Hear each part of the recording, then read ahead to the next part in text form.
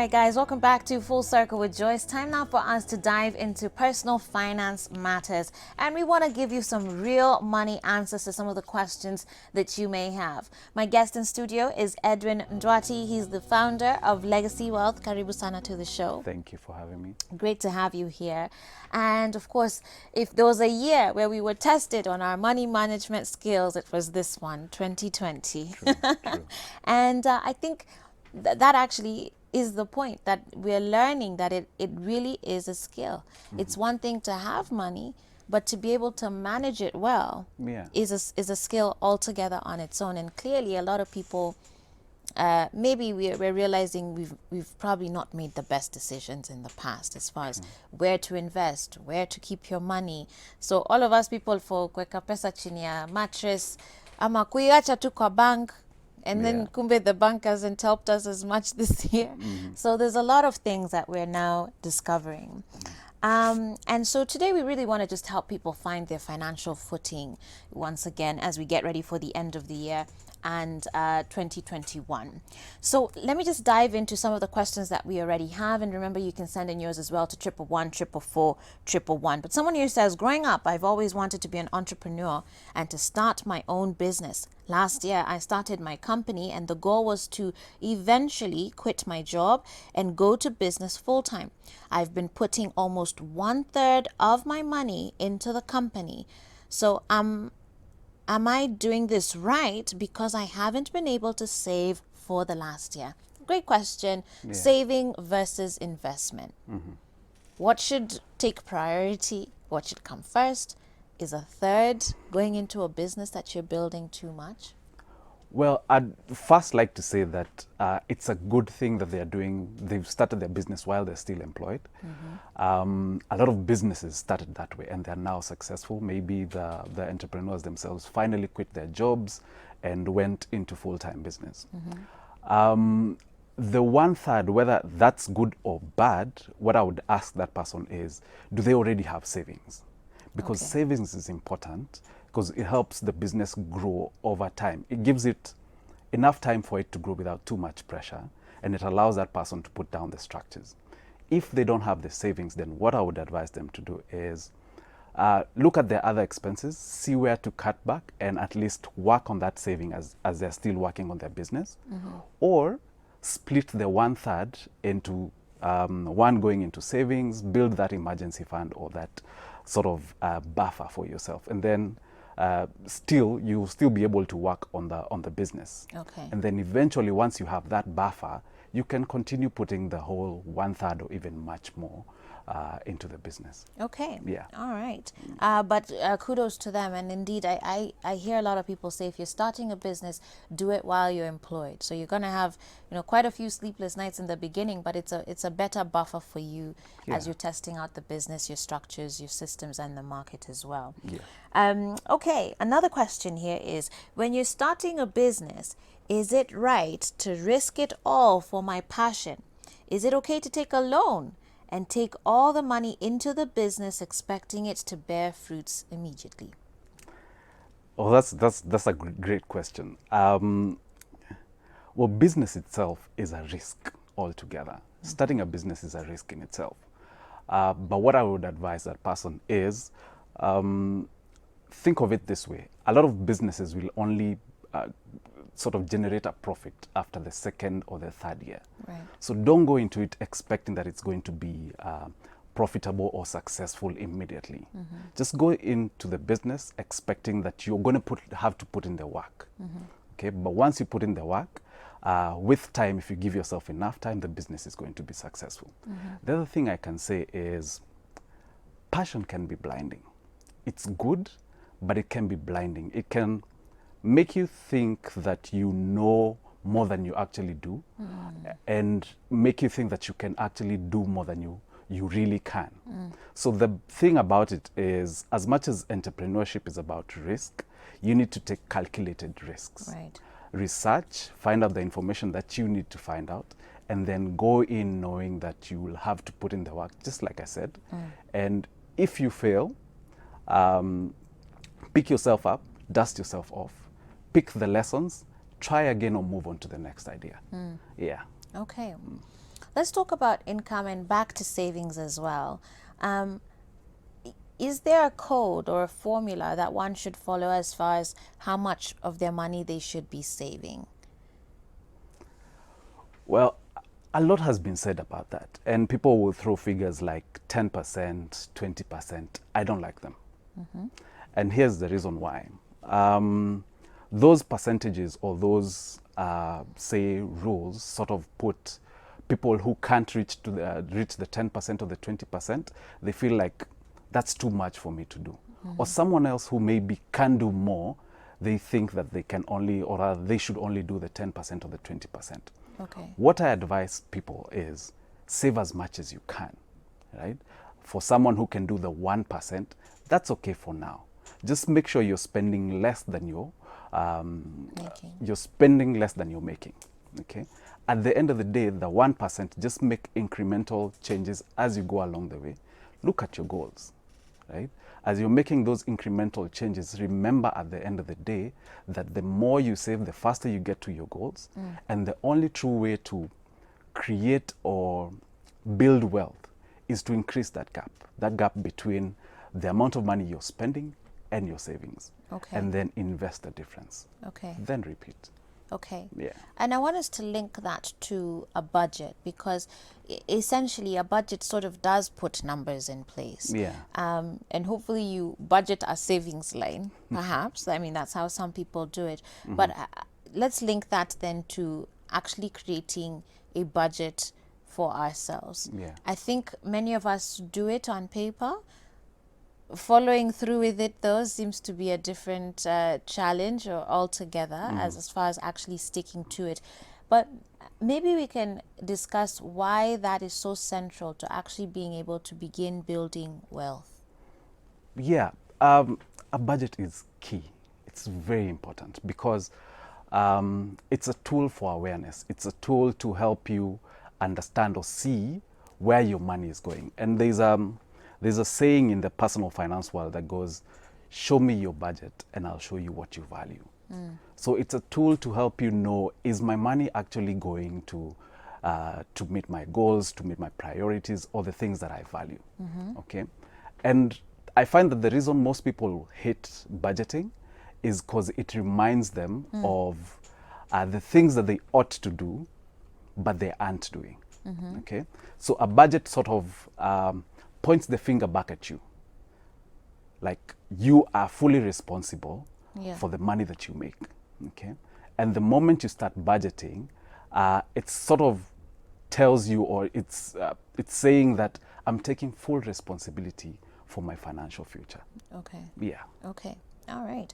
There's someone here who's SMS'd in. You don't give me your name, but you're saying, hey Joyce, good morning. Please help me realize how much I should be saving. If I have a salary of 27,000 and rent is 4,500, and secondly, they're asking, is it wrong to give to parents or young siblings even when you're really pressing yourself? And I appreciate these questions that you sent in, Asante Sana. But indeed, again, we're back to a percentage or a number, because I think people want a target to aim at, even if we'll just call it a general figure. But, in your mind, if you were to, advise this person, they have a salary of 27,000 shillings and their rent is currently 4,500 shillings. Okay. First, let me start with whether they should be helping their siblings or their parents. Okay. It's good to help them. And I'd say go ahead and help them. But sort of put a limit as to how much should be going to them every month or every quarter, however often you would like to. Budget for it. Yes, budget for it. Say, for example, you can put down 5,000. And for this person, once you exceed the 5,000 shillings, you can't do much more than that, right? Remember, at the end of the day, the only way you can pull people out of a hole is if you pull yourself out if first. you're not in it as If well. you're not in it first, right? So you can't keep digging a hole and expect to finally find yourself out of it at one point. You have to build yourself up so that you can also be able to pull them up with you. The other thing about the savings percentage is, like I said, I would not like to limit someone to a 10% or a 20%. I don't know that that person's other expenses, yeah. but maybe you might find that he's able to save 50%. Okay. If you're able to save 50%, well, go ahead and do it. If you're able to save 10%, go ahead and do it. But just make sure that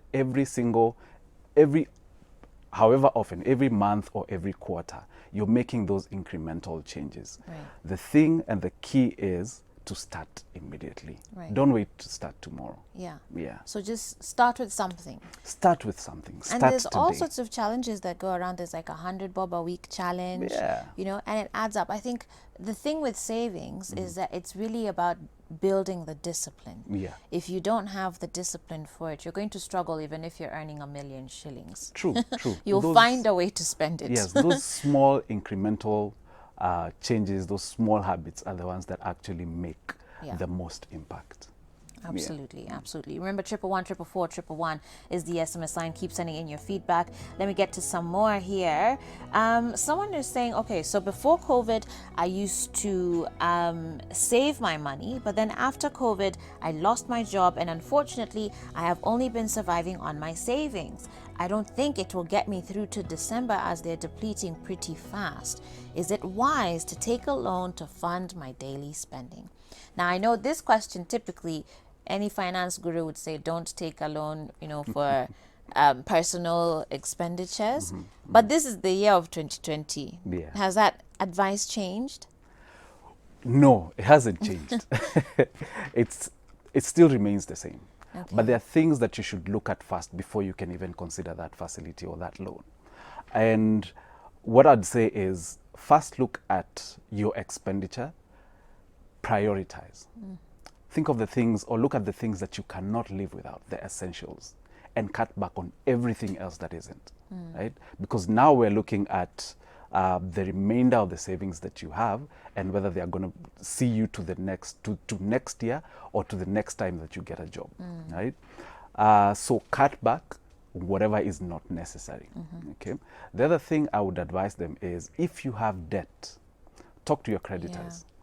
A lot of them have been willing to listen over this period. So talk to them before you can even consider not paying them. And then now finally is look for sources of income or cash.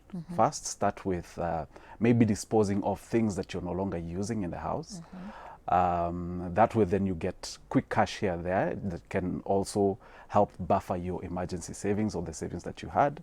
And then eventually now, over and above everything, we still need to look for a source of income in terms of a job or something that you can do part-time. Right. Start with the skills that you have. Yeah.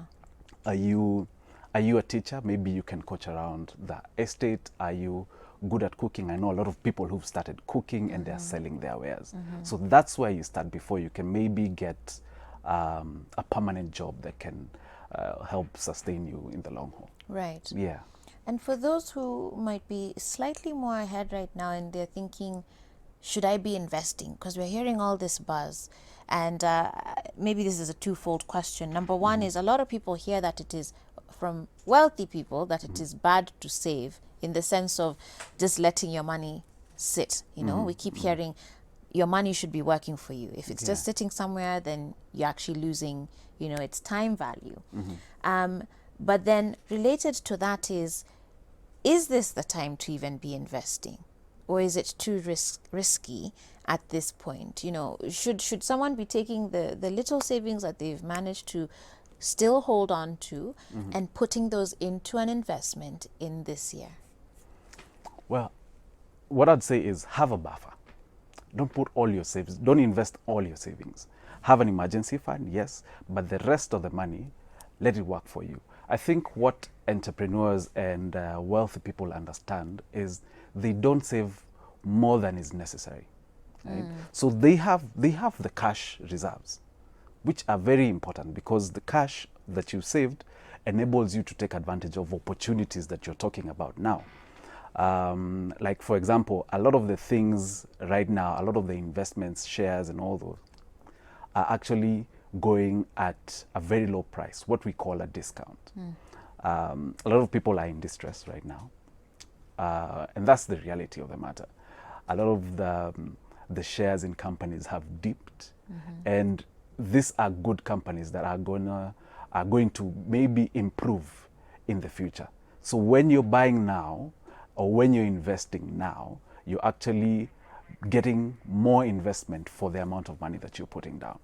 So it's important, if you have more than you need for emergencies, put the rest in investment. Let that money work for you. Okay. Yeah. All right. And at what point does one have too much debt? Because there are those of the school of thought that you shouldn't be operating with any debt at all. I know plenty of rich people who say debt is actually how they do build their wealth, because they're not going to, they're using it, they're not going to take their own money and stuff like that. So is there a red flag? Is there a point where you're just like, okay, the meter is beginning to tip over, that this is too much? Yes, there is. And I think for wealthy people, or maybe entrepreneurs, what they think of in terms of debt, they would not go and take, or rather, you not find them with a lot of consumer debt. Okay. Right? Or bad debt, really, that does not add value to their businesses or to their investments. Okay? And the first red flag maybe you can look at if you're considering, or if you're looking at your debt, is, are you even able to pay it? If you're not able to pay it, then you already have too much debt. If you can't save or you can't invest and all your money is going to repay debt, then you already have too much debt. Okay. But there is a sort of a rule of thumb that if your debt to income ratio, or rather your debt is more than 40% of your income, then already that's It's too much debt. And at the end of the day, at one point, you're going to struggle making that payment. And in this season, related to the previous question, Yeah. if people are going to try and invest in this season in credible companies, so let's say they've done their research, but they don't have the initial capital, Yeah. is it wise to take on loans, if they're even available at this point, to take on loans for investment in this 2020? I think the things that you should consider first before you can take that leverage or that loan for investing is, because I know there are people who are getting facilities now, and there are people who are able to still generate cash flows, right? That's what the bank will look at first. If you're still able to generate cash flows, you will get that loan. But before you consider that loan for investment, is, like I said, consider whether you're able to pay it, and two, do you have savings that you can invest first before you even go for that facility? All right. Yeah. Wow. Well, thank you very much, Edwin, for coming onto the show and answering some of our questions. Sam from Gatundu wants to invest in some opportunities and also admires rich guys, wondering if they can buy Safaricom shares and risk 1 million, Bob, and hope to get a good return. Again, you have to do your research and you need to be wise. And if it's going to overstretch you with everything else, probably not a good decision, right? Yeah. What I'd say with that is, don't wait for you to get money to invest. Start slowly. The key about investing is time in the market, not timing the market. Right. Yeah. Fantastic. How can people find you? On Facebook, on Legacy Wealth KE, on Instagram, ndwatimaina.wm. All right. Yeah. Thank you very much for coming on to the show. We do appreciate you. Thank you. And with that said, guys, we're going to take a break now as we get ready for the second hour of our show. Coming up next, we do have a book review for you. We're going to be talking about Dream, Dare, and Do. And later on, we'll be learning about how some turned garbage into gold. 111 444 111 is the SMS line. I'll be back after this.